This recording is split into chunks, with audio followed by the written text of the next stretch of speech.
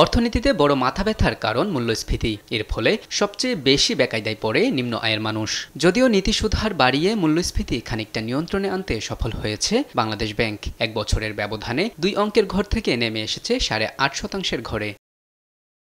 মূল্যস্ফীতি কমলেও নীতি সুদ হার বৃদ্ধির প্রভাব পড়েছে বিনিয়োগে। বেসরকারি খাতের বিনিয়োগে প্রবৃদ্ধি কমে দাঁড়িয়েছে ৭.৫%-এর নিচে, যা লক্ষ্যমাত্রা থেকে অন্তত ২.৫% কম।